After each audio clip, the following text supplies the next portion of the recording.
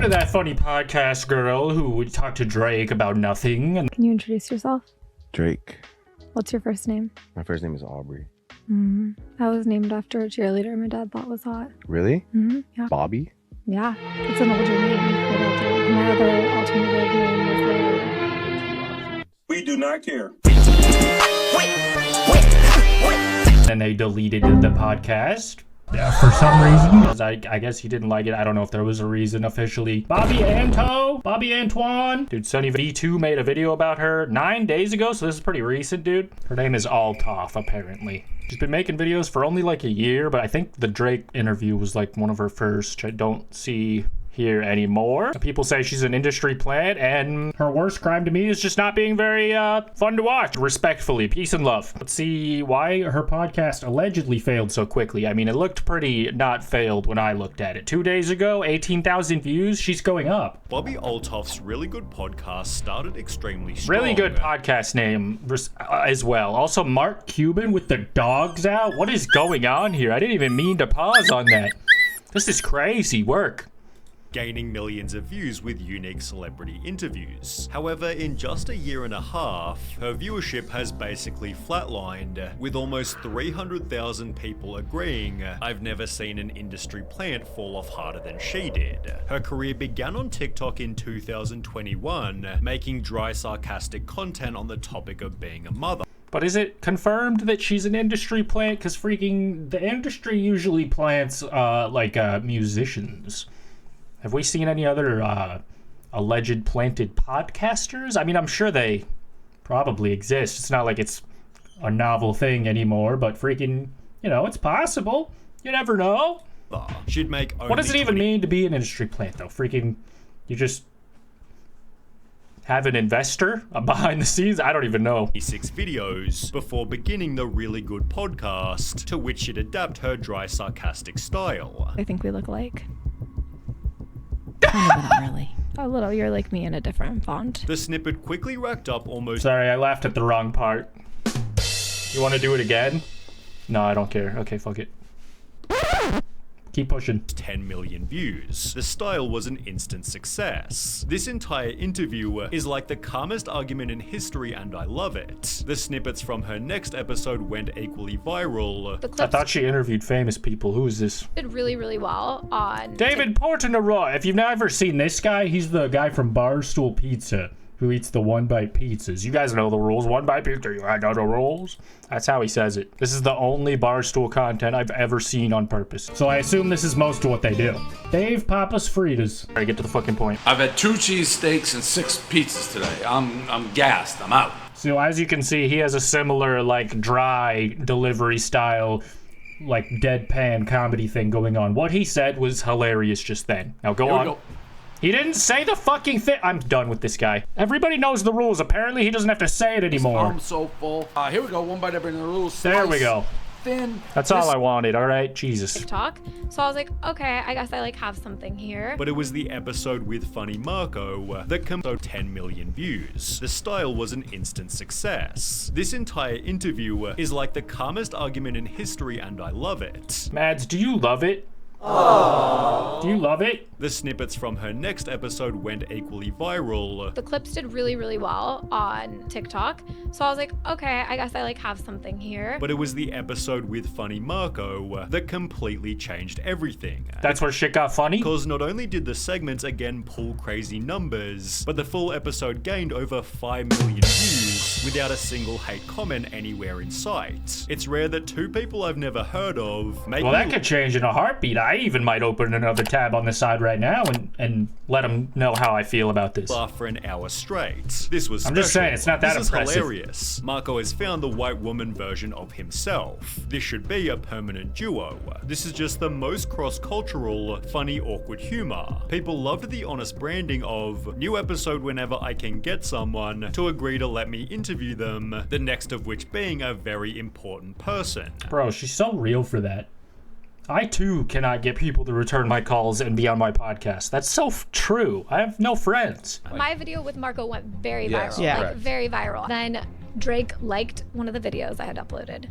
Embarrassing! Yo, Carl declined. Embarrassing. Carl was And he followed me. Bobbi therefore tried Drake is 38 years old, and he's got nothing better to do. to get him on. I'm gonna like shoot my shot to Drake. So I was like, when are you gonna come on my podcast? Everyone shot their shot to Champagne Poppy. I've hit him up for a few things. He will get back to me, I'm sure.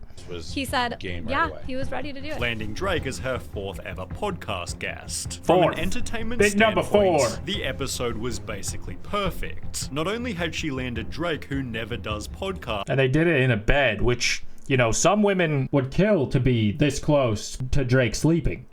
but she'd done so in a funny, intimate setting, whilst keeping it calm and relaxed, to the extent that people thought they were just old friends. The fact that you were so calm next to Champagne Just so Poppy. calm. Just like a calm little interview. Nothing too extravagant or nothing. Like sort of opium vibes, if I'm honest. Because if It's I kind was of in the a bed next to inspo. Drake, I would be freaking out. It therefore gained 10 million I was just on views some calm little low-key shit, for real. in only 2 weeks, and added 700,000 subscribers to Bobbi's total count. However, as summarized by a tweet reading, Drake giveth and Drake taketh away, Bobbi's interview with Drake began to ruin her reputation. During the podcast, Bobbi had asked, Am I your type? embarrassing. No. Thank you. and when What? Drake said that Bobbi should get with his friend, she seemed kind of interested. If I could hook you up with anyone, it would be my dog Smigs. His dog? Who names a dog that? Eggs? Smigs. Smiley. Can you tell me about Smiley? Let me show you a picture. Smiley is a rapper that I'm pretty sure nobody remembers. Is he well known, or are you just a friend of yours? The Funny Marco interview had a similar interaction, Are you hitting on me? You're not my type. What's your type? with Bobbi stating she started the podcast for the following Is reason. this a fucking ASMR podcast? I'm so sorry for screaming. To have a way to meet people. And the podcast, I was like, I wish I could have like collaborate with other people. Meeting new people likely wasn't sinister. Like Tyga and Mark Cuban's feet. And other podcast-worthy But guests. flirting with famous musicians seemed to annoy her husband, who filed for divorce only 6 days after. Imagine filing for a divorce just because you're so annoyed. I wouldn't get so annoyed personally. She recorded the podcast. I would with simply Drake. just forgive to my make wife. matters worse, Bobbi also I'm just kidding. admitted I flew all the way here You did. I really do appreciate on my that. daughter's first birthday You missed your daughter's first birthday. to be here. Regret that you'll never be able to undo.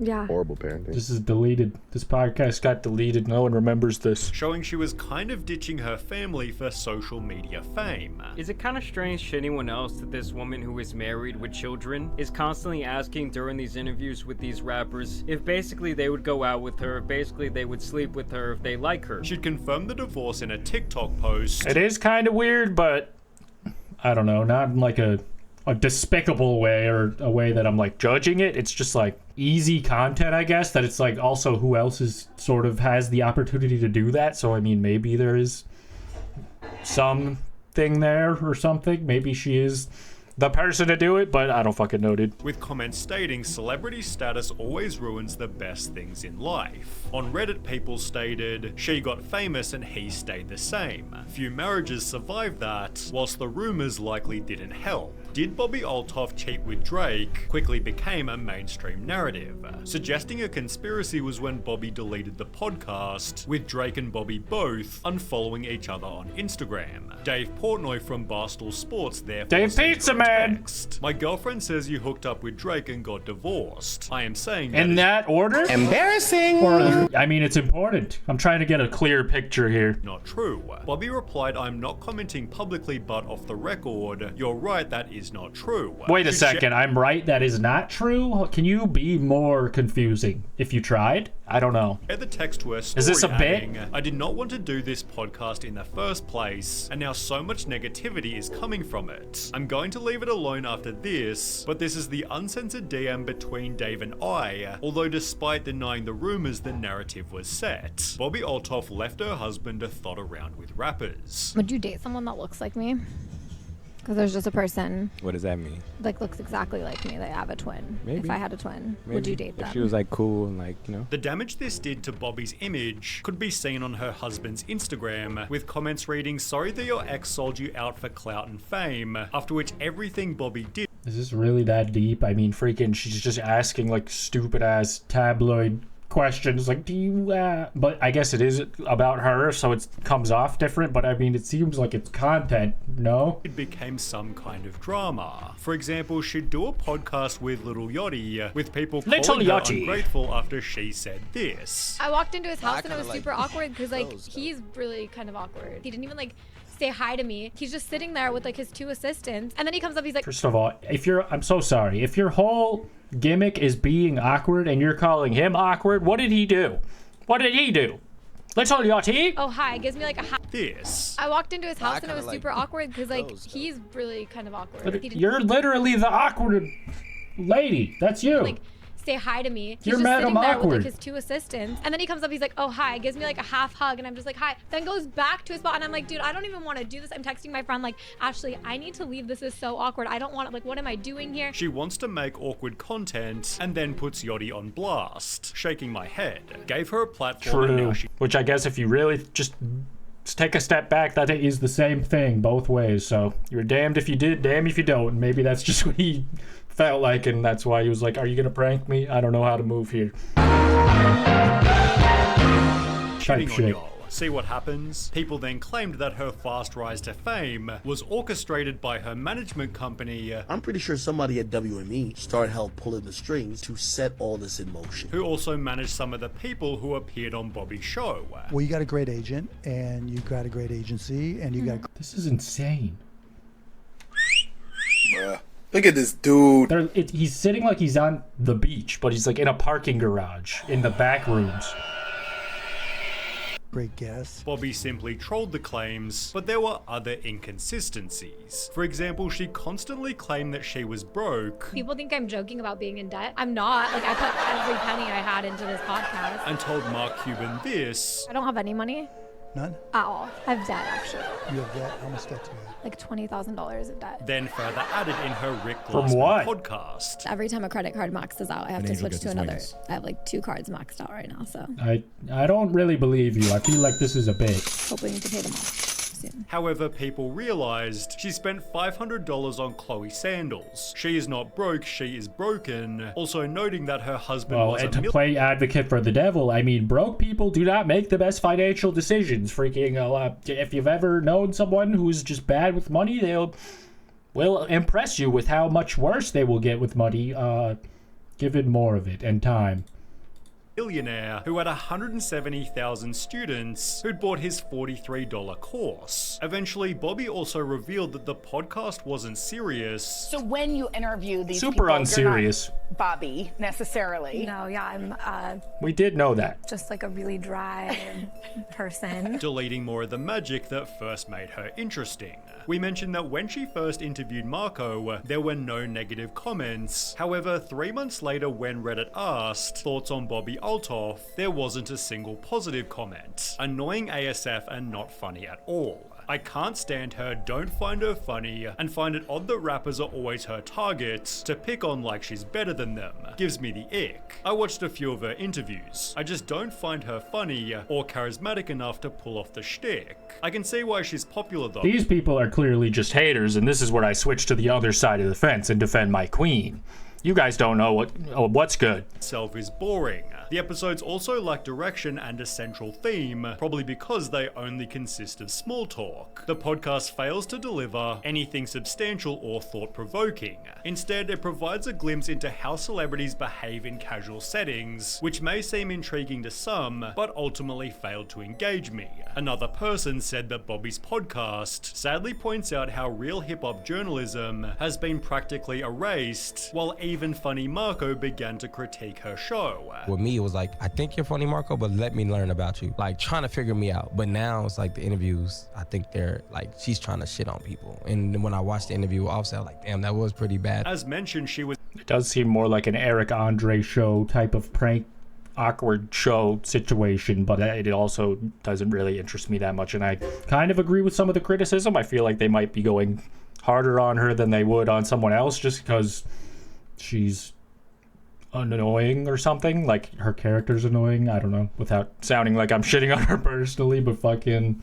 was plain disrespectful during her podcast with Offset, leading him to respond with similar energy. You need a little bit of seasoning. You ain't got no seasoning, man. You like a plain piece of chicken, just... This was where many people quit watching Bobbi's show, aided by full podcast episodes that were just promoting products. In the process, she'd also change her appearance, leading to criticism bad enough for Bobbi to respond.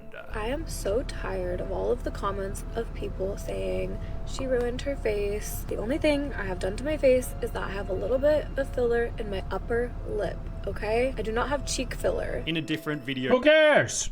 She talked about getting other procedures. I went in to get my zit injected and I left with Botox in my forehead, which, you know, that's fine, that's normal. I had lines here. I also didn't like that this would crease so much when I'd smile, so I got under eye filler. So I mean, also, I guess what I was saying, but freaking there's plenty of rap podcasts that are not comedy based. Freaking there's no shortage, dude.